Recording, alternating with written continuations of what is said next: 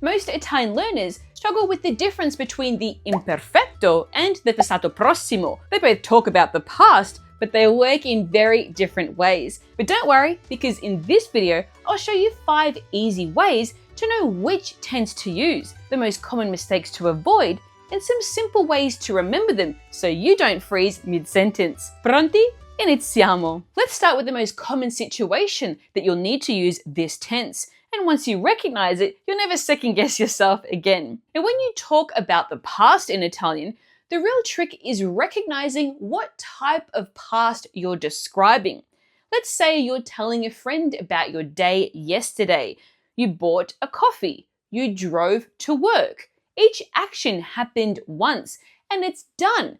Imagine you're holding a camera and you take a photo of one of those actions. A photo captures a moment in time. One event, one action.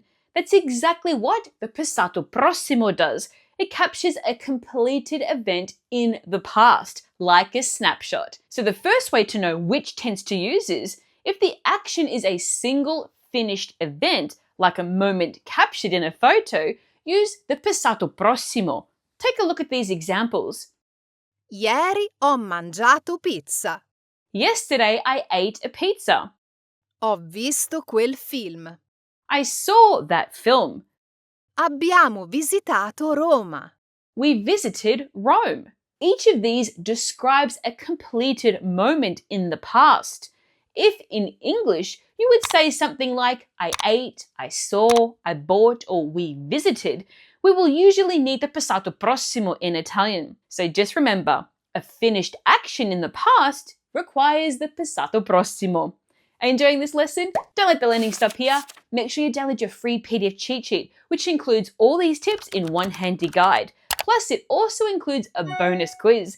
To get your copy, just click on the link in the description below this video. Now let's look at which tense to use when you're not describing a completed action. And if you don't get this right, you'll confuse people. Now, the best way to think about this one is to go back to our camera metaphor from earlier. This time, imagine that instead of taking a photo of one action or one event, that you're filming the background, what the place looked like, what the situation was.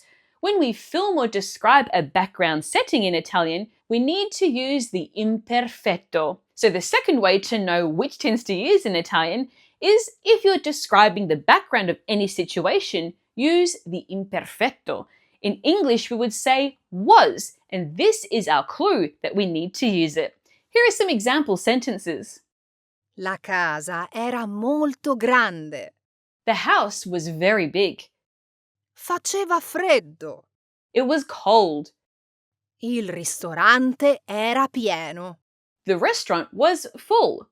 These sentences all describe a scene, not a completed action. So remember, if you want to use was plus a description in English, it usually requires the imperfetto.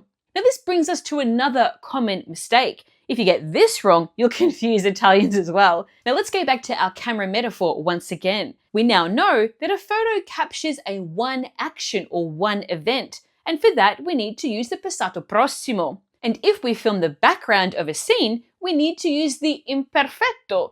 So which tense do you use when you're talking about something that happened regularly in the past? Think of a video playing on loop, the same clip playing again and again. It's not a single photo and it's not a background scene. It's a repeating event. And for that, we need to use the imperfetto. Take a look at these examples.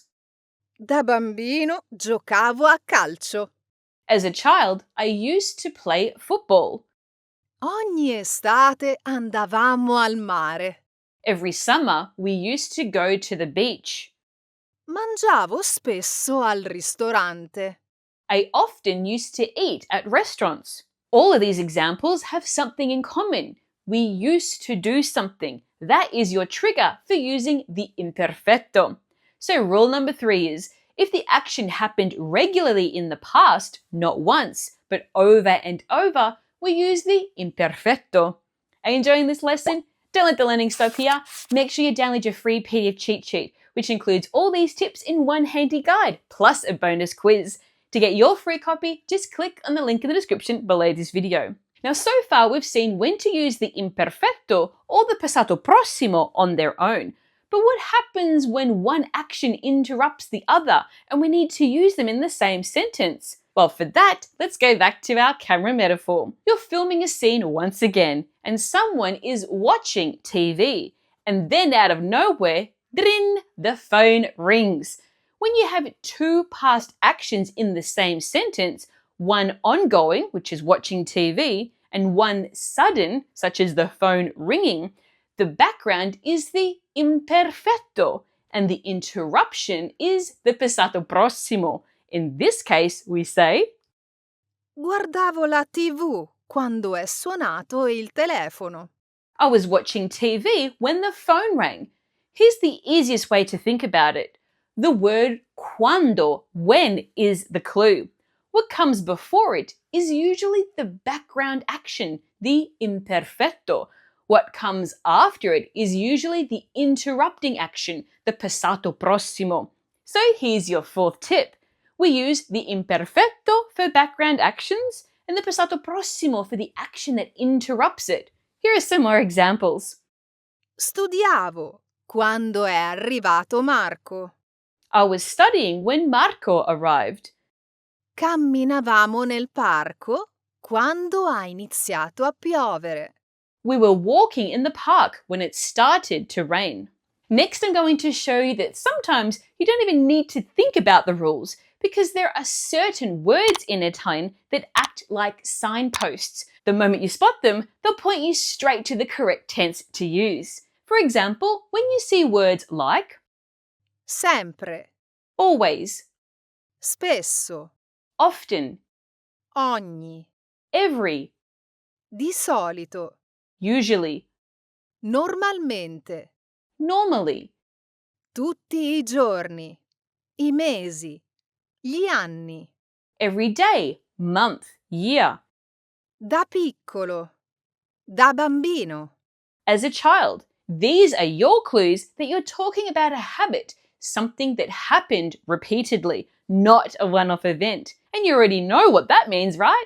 It means you need to use the imperfetto. Take a look at these examples. Da bambino andavo sempre al mare. As a child, I always went to the beach. Guardavamo spesso quel film. We often watched that film.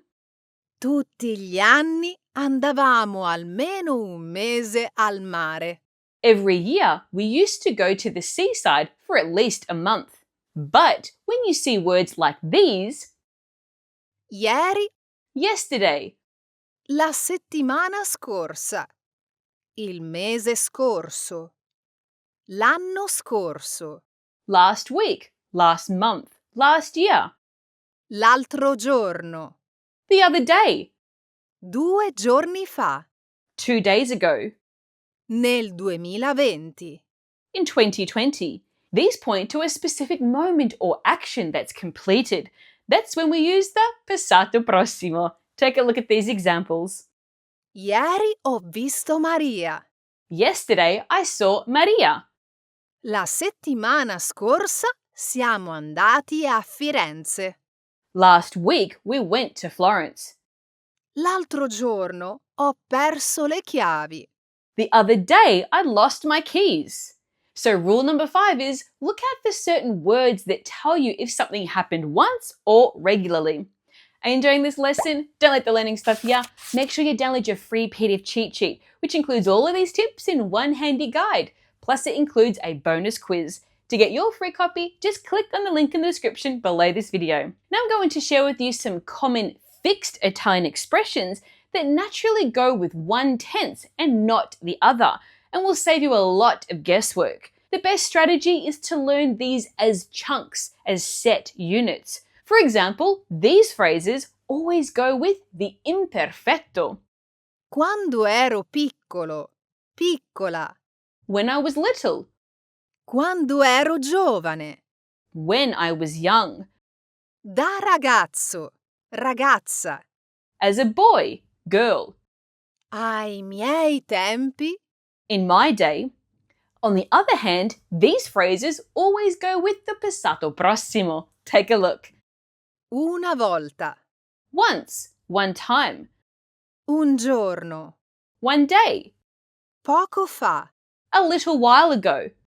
Di recente. Recently.